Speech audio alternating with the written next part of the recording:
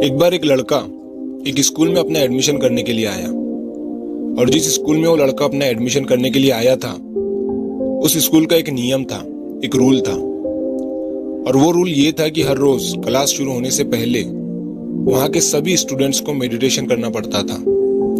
और ये रूल उस लड़के को नहीं पता था। तो उस लड़के का एडमिशन होने के बाद जब वो लड़का क्लास के लिए आया तो वहां के गुरु ने उससे कहा कि तुम्हें भी क्लास शुरू होने से पहले आधा घंटा मेडिटेशन करना पड़ेगा।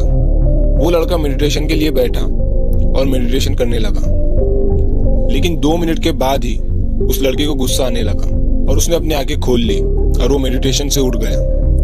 लेकिन वहां के गुरुओं ने उसे फिर से मेडिटेशन करने के लिए कहा। वो लड़का फिर से मेडिटेशन करने के लिए बैठा, लेकिन फिर से 2 मिनट के बाद ही उसे गुस्सा आने लगा। दरअसल प्रॉब्लम ये थी कि जब वो लड़का मेडिटेशन करने के लिए बैठता था तो उसे आसपास के लोगों की बातों की आवाज आती थी जिससे उसे गुस्सा आता था। और उस लड़के के साथ रोज ऐसा ही होने लगा। 3 दिन बीतने के बाद उसने अपनी ये प्रॉब्लम उस स्कूल के एक गुरु को बताई और उस लड़के ने उस गुरु से ये भी कहा कि जब हम मेडिटेशन करते हैं तो यहाँ के लोगों को बातें करने के लिए मना कीजिए, क्योंकि जब ये डिस्टरबेंस होता है तभी मुझे गुस्सा आता है। और जब मैं मेडिटेशन करता हूँ और कोई मुझे डिस्टर्ब करता है तो मेरा मन उस इंसान को मारने के लिए या डांटने के लिए करता है। इसीलिए मुझे मेडिटेशन करने के लिए शांत वातावरण चाहिए।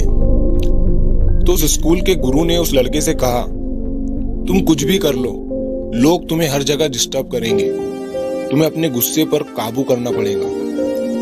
और अगर फिर भी तुम चाहते हो कि तुम्हें एक शांत वातावरण चाहिए तो कल से तुम उस नदी के पास मेडिटेशन करना, वहां पर तुम्हें बातों की आवाज नहीं आएगी। वो लड़का अगले दिन नदी के पास मेडिटेशन करने लगा। जब वो मेडिटेशन करने के लिए बैठा तो थोड़ी देर के बाद वहां से एक आदमी अपना कुत्ता लेकर जा रहा था।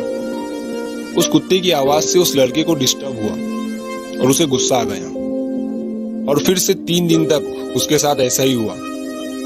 फिर उस लड़के ने सोचा क्यों ना मैं नदी के बीच में जाकर मेडिटेशन करूं, वहां पर मुझे कोई डिस्टर्ब नहीं करेगा। वो लड़का एक नाव लेकर नदी के बीच में चला गया और वहां पर मेडिटेशन करने लगा। और जैसा उसने सोचा था वैसा ही हुआ। नदी के बीच में उसे किसी ने भी डिस्टर्ब नहीं किया और अब से हर रोज ऐसा ही होने लगा था। वो लड़का अपना मेडिटेशन अच्छे से कर रहा था। लेकिन 1 हफ्ता बीतने के बाद जब वो लड़का नदी के बीच में मेडिटेशन कर रहा था तभी उसे पानी की छपछप की आवाज आई। उसने आंखें खोलकर देखा तो उसे अपने सामने एक नाव दिखी जो कि उसके तरफ आ रही थी। उस लड़के ने उस नाव की तरफ देखकर चिल्लाते हुए कहा, अपनी नाव यहाँ पर मत लाओ, यहाँ पर मैं मेडिटेशन कर रहा हूँ। उस नाव में से कोई आवाज नहीं आई। लड़के ने दोबारा चिल्लाते हुए कहा, लेकिन फिर भी नाव उसकी तरफ आ रही थी और उस नाव ने लड़के की नाव को टक्कर मार दी। अब लड़के को बहुत गुस्सा आ गया था। लड़के ने सोचा इस नाव में जो भी होगा उसे अब मैं नहीं छोड़ने वाला। और लड़का जैसे ही उस नाव के अंदर गया, लड़के ने देखा उस नाव में कोई भी नहीं था। लड़के का गुस्सा शांत हो गया। इतने में नदी के साइड से एक आदमी भागते हुए आया।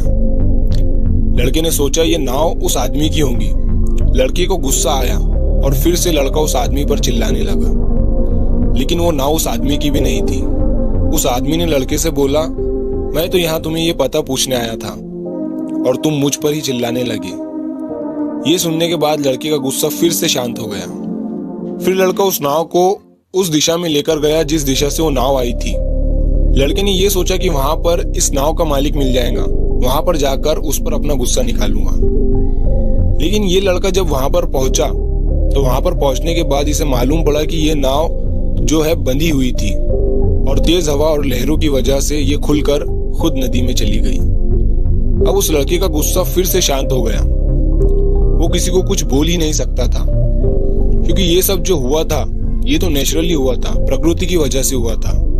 किसी का भी इसमें कोई दोष नहीं था। फिर उस लड़के ने 1 मिनट के लिए ये सोचा कि जब इस नाव ने मेरी नाव को टक्कर मारी थी तो तब मुझे बहुत गुस्सा आया था और मेरा मन ये कह रहा था कि जिस किसी ने भी ये किया हो उसे मैं नहीं छोड़ूंगा। और जैसे ही मुझे पता चला कि वो नाव खाली है, उस नाव में कोई नहीं है, तो मेरा गुस्सा शांत हो गया। और जब मुझे ये पता चला कि नाव किसी इंसान की वजह से नहीं बल्कि हवा की वजह से नेचुरली खुल गई थी तो मैं अपने गुस्से को भूल गया। यही सेम चीज होती है हमारे साथ भी।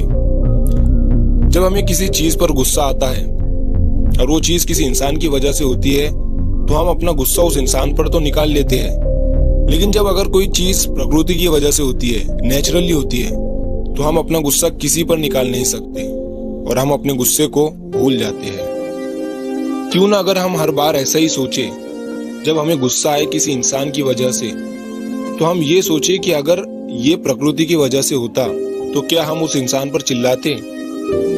मैंने बहुत से लोग देखे हैं जो अपने गुस्से को जरा भी कंट्रोल नहीं कर सकते और फिर जिंदगी भर पछताते रहते हैं, क्योंकि गुस्से में इंसान नहीं रहता है, जानवर बन जाता है। याद रखिए, अगर आप अपने गुस्से में एक पल के लिए सब्र कर लेते हैं तो आप 1000 दिनों के दुख से बच जाएंगे।